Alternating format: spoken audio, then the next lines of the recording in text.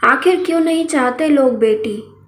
एक तरफ तो हमारे देश में बेटी को लक्ष्मी का रूप माना गया है, मगर ये सच भी छिपा नहीं है कि आज भी लोग बेटी नहीं चाहते।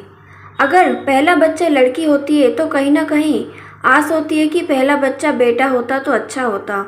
कई बार बेटे की आस में लोग बच्चों की लाइन लगा देते हैं, चाहे पालन पोषण करने में समर्थ हो या नहीं।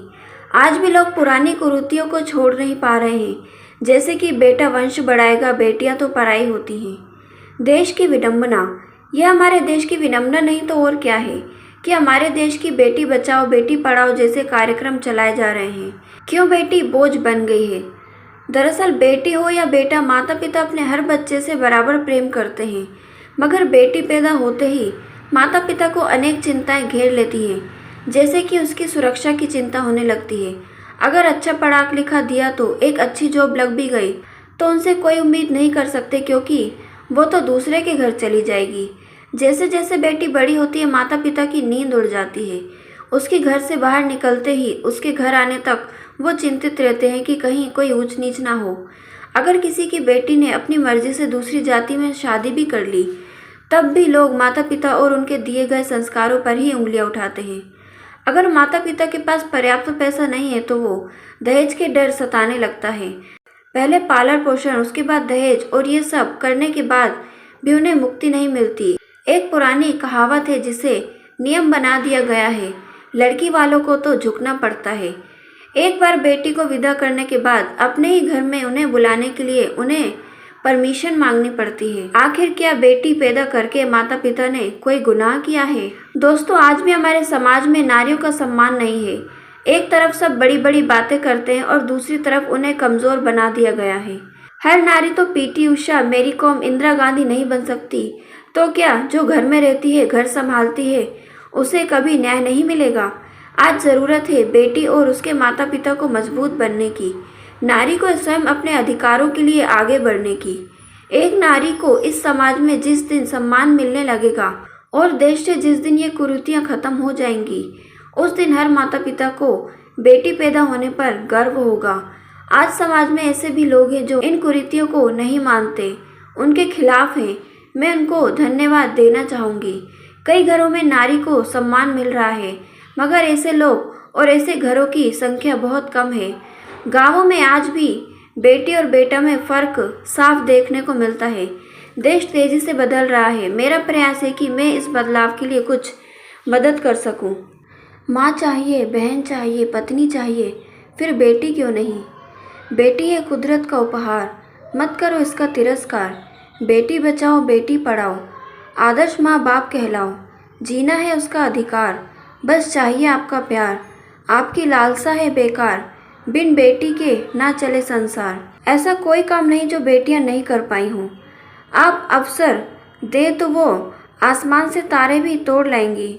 दुल्हन ना हो तो दूल्हा कुंवारा रह जाए, तब क्या होगा इस संसार का? कौन चलाएगा आपका वंश?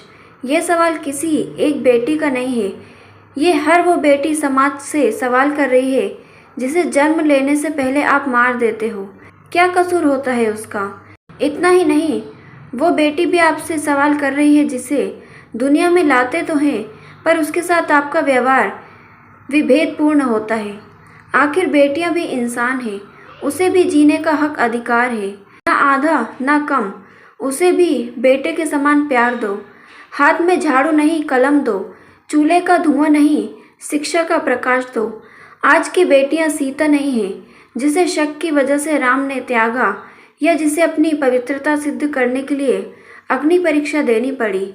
आज की बेटियां अबला नहीं सबला है। वो कल्पना चावला बनकर आसमान छू सकती है। बस उसे एक खुला आसमान दीजिए, एक परवाज दें, फिर देखिए उसकी ऊंची उड़ान को। कुछ दशक पहले की बात थी जब व्यापक भेदभाव था बेटे और बेटी में। वक्त बदला है, पर उतना नहीं कि हम इस बदले हालात पर गर्व कर सकें। आज भी शिक्षा की रोशनी से बेटियां क्यों वंचित हैं?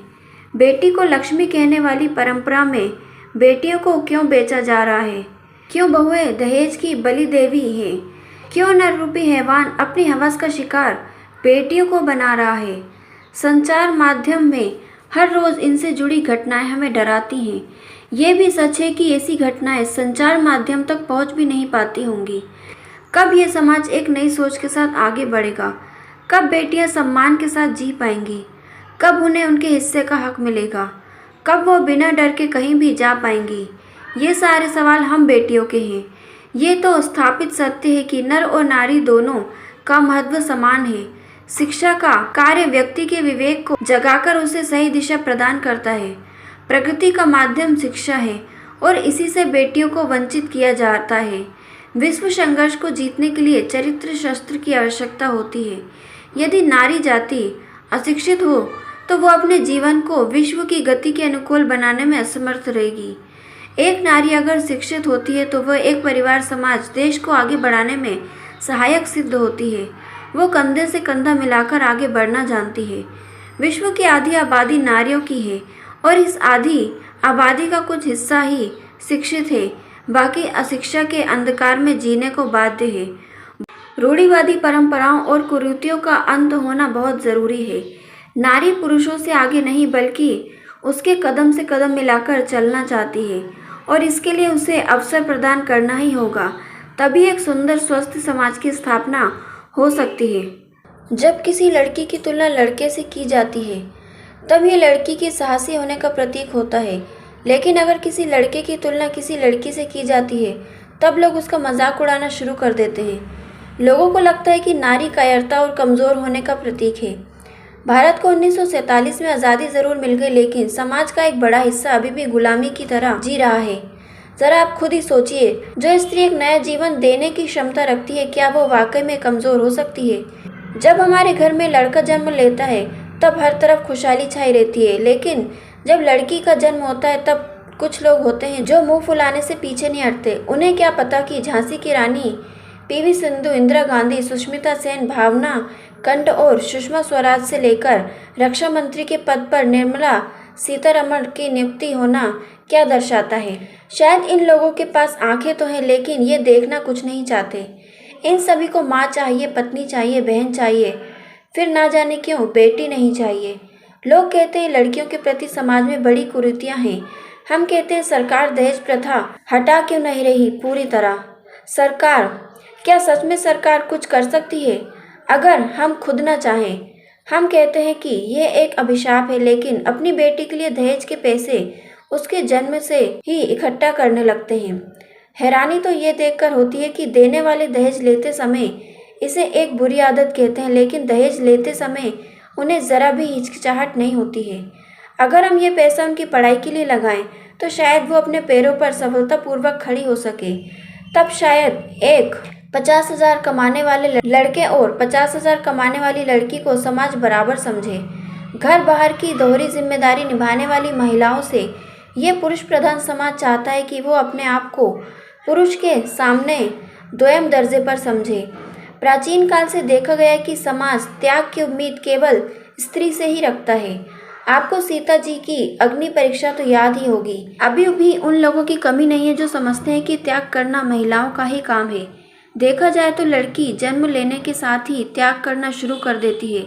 कभी अपने घर को त्यागना, तो कभी अपने सरनेम को, तो कभी अपने परिवार के लिए अपने सारे सपनों को। आए दिन लड़कियों के साथ बदसलूकी होती रहती है। लोग कहते हैं लड़की ने गलत कपड़े पहन रखे थे। अब क्या बताऊं, कपड़े तो केवल पर्दा होता है जनाब, हिफाजत तो नज़रों से होती है। मैं सारे अभिभावकों से ये विनती करती हूँ कि अगर वो अपनी बेटी के घर लौटने का समय निर्धारित कर रहे हैं तो बेटों के साथ भी यही करें। दोनों को सही और गलत के बीच अंतर करना सिखाएं। लड़कियों को प्रोत्साहित करने के साथ साथ समाज को यह भी बताने की ज़रूरत है कि लड़की भगवान की बनाई गई सृष्टि का एक महत्वपूर्ण हिस्सा है। हमारे समाज में कहने के लिए तो स्त्री को देवी का रूप माना जाता है, लेकिन बहुत कम ही लोग होंगे जो इस बात को समझते होंगे। शायद यही वजह है कि आए दिन हम स्त्रियों के साथ होने वाले दुर्व्यवहारों की खबरों को सुनते रहते हैं। शायद हम ये नहीं समझ पा रहे हैं कि हर एक महिला को अपना फैसला करने, अपना विचार रखने का न केवल पूरा हक है बल्कि पूर्ण अधिकार भी है। आखिर में मैं ये कहना चाहूँगी कि इस प्रकार के भेदभाव का अंत केवल आप लोगों के सहयोग से ही संभव हो सकता है। तभी हमें एहसास होगा कि भारत का हर एक नागरिक आज़ाद है। दोस्तों, इस टॉपिक पर आप क्या कहना चाहते हैं? आप अपनी अपनी राय हमारे साथ कमेंट बॉक्स में ज़रूर शेयर करें और आगे से वीडियोस और जानकारी पाने के लिए हमारे चैनल को सब्सक्राइब करना ना भूलें और इस वीडियो को शेयर करना ना भूलें। Thank you.